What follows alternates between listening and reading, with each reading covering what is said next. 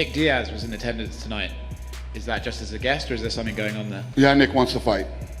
Are you willing to give him a fight? Sure. Give us a name against who? We'll see how this goes. Is there any time frame? He's waiting for me in the back right now. I'm going to go talk to him. I know you're going to go meet with Nick Diaz, but is it crazy to throw out Khamzat Chimaev as a potential opponent for him? No. I respect Nick Diaz. I think there's a lot of respect in the sport. But this is the district attorney of Las Vegas. If this fight happened, everybody should go to jail. Everybody should go to jail. I should go to jail. The UFC, everybody. This is criminal. How are you gonna make Khamzat Chimaev one of the most upcoming fighter to fight like a guy like Nick Diaz? It's not even right. I'm not saying taking anything away from Nick. Nick have his time. He built his legacy, but I don't want to see this. If it happened, I'm not trying to go to jail. Khamzat not trying to go to jail because it will not be good.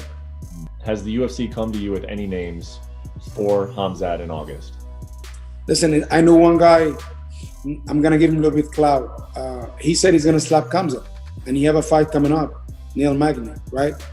I think this is the fight to make if he wins. I think Robbie Lawler's there. I think Kobe's in there. Why not Kobe fight Khamzat, right? If Kobe think he deserves a title fight, Khamzat have much bigger star than Kobe. I don't care. Hey, listen, if Masvidal healthy, why he cannot fight Khamzat one of the biggest stars in the division. I don't care what everybody said.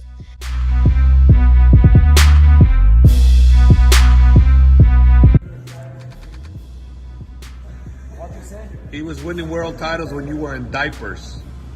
Yeah, when? When you were in diapers. Yes, when I was like injured. I remember. Yeah. 2011. It's like, come on, Strikeforce. Strikeforce is like Strikeforce. We went to all the teams. Don't Strikeforce me. Oh, Strikeforce is like okay. It's not bad. No, Strikeforce had some great fighters, man. I agree, but Yeah. myself, Cormier. Okay, I have a question. Yes. 2011, when he wins world title. Yeah. No. Who was best on the world? Middleweight. Anderson Silva. Anderson Silva. How he can become world champion if you don't beat Anderson Silva? Well, they're different organizations. Come on, coach. That's why I say it's okay. Not bad.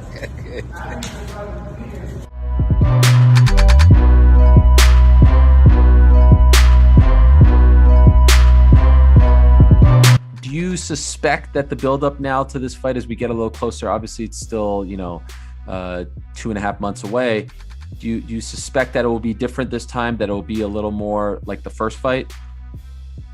It seems that way. We'll see what happens. Do you welcome that? Dude, I welcome everything. I welcome the good, the bad. I'm just a different person and I'm okay with it. It's out of my control. That's what I've learned over those years. It's like I can control what I can, and what I can't. So there's no reason to really stress about those things. When it's all said and done, we're gonna get locked in a cage for 25 minutes. The better man's gonna get his hand raised, and then on to the next thing. So, and honestly, dude, that's the only part about fighting.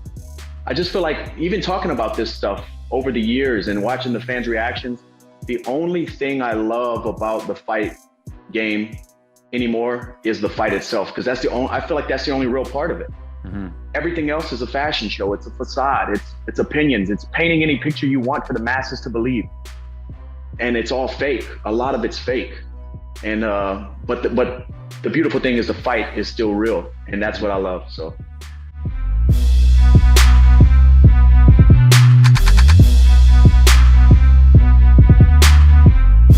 What is the deal with Zabit Magomedsharipov, Yair? I mean, I think everybody sort of has an opinion on the two of you and why the fight hasn't happened and if the fight is going to happen. So give us an update on what is going on between you and Zabit Magomedsharipov. So, to be honest, bro, I don't have nothing against him. He's just trying his hardest, as all of us, But you gotta remember, like whenever he wanted to fight me, I was the number 7 rank in the world. I don't even think if he was ranked or not. He was calling my name right after I fight Frankie Edgar for a title contention fight. And he wasn't ranked yet. And he started calling my name. He started Nobody knew him. Where I come from, nobody knew who he was. You know, I'm one of the biggest faces of MMA in Latin America, and nobody knew him out here. You know, so I think it was just from like a strategy from them to start calling my name to make him known.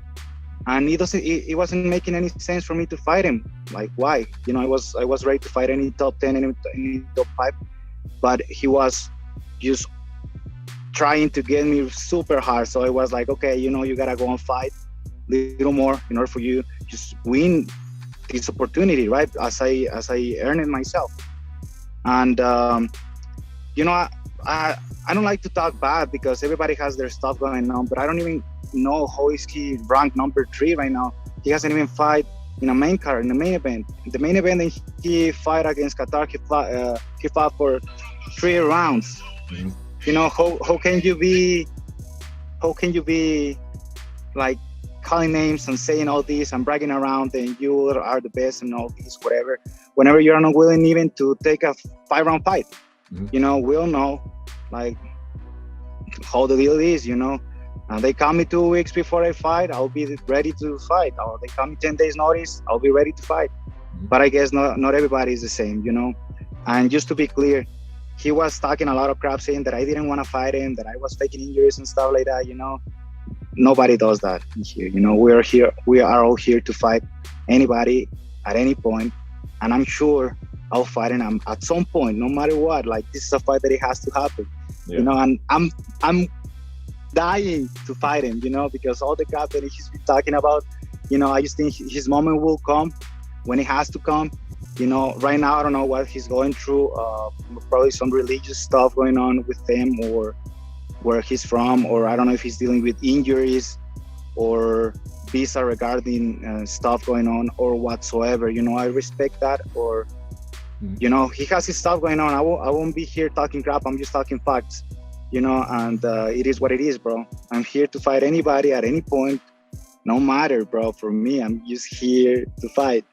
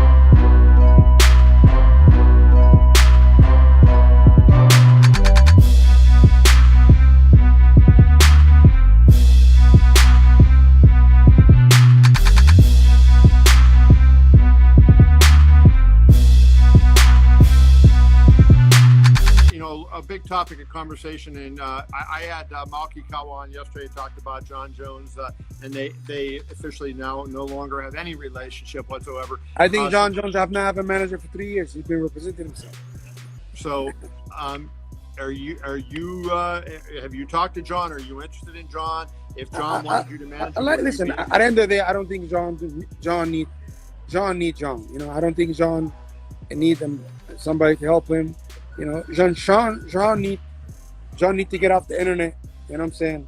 Everybody think I can do magic. I did magic in the past, but at the end of the day, in this sport, it's everything about relationship, right? If you don't have a relationship with the biggest promoter of all the time, Dana White, and you're one of the pound for pound the great, you should not have this kind of conversation on Twitter. You know, I actually feel sad for Jon because I think Jon is a good dude, right? And I think the fight to make him and Francis Ngannou, this can sell 1.5 million pay-per-view buys, you know, and John feel like we need to hire and fire and this. All he had to do was just fly to Las Vegas, go to dinner, him and Dana White alone, and just speak about it, right? And maybe get somebody Dana respect or you respect involved. And it doesn't have to be me, you know. Like I said, I helped George St. Pierre to come back. He made $15 million. I didn't make $1, but I broke the deal, right? Everybody know that. Dana know that. You can ask Dana. We flew on his private plane to New York to meet Ari Manuel. And I was behind the scene. He made money. His management make money. All I did, help my brother George St. Pierre, and I helped Dana White. He's my friend, right? But realistically, it doesn't need to be all the tweet. The fight to make, Francis Ngannou, Jon Jones, everybody make a lot of money. Dana White do not discriminate. He like green. He's not a racist. He can be black, white, Chinese, purple, blue. Dana White like green. He's the green man. That's what he is. Listen, Francis Ngannou deserve a big fight. You know, John, it's a great opponent. He earned it. And this fight, some people need to be involved. Dana respect and they respect each other. Realistically, you know, listen, John been complaining about money for a long time. You know, this is not the first time we see John complain about money. But he understands what other guys, Conor make, what Khabib make. He understands it's a huge paydays, right? I don't know. Conor always, when he have the right opponent, he sells, right? You know, but also his body of work is so good. But I'm telling you something, him and Francis Ngannou, that's the fight to me. Strikeforce had some great fighters, man. I agree, but Yeah. myself, Cormier. Okay, I have a question. Yes. 2011, when he wins world title. No. Who was best on the world? Middleweight. Anderson Silva. Anderson Silva. How he can become world champion if you don't beat Anderson Silva? My nigga.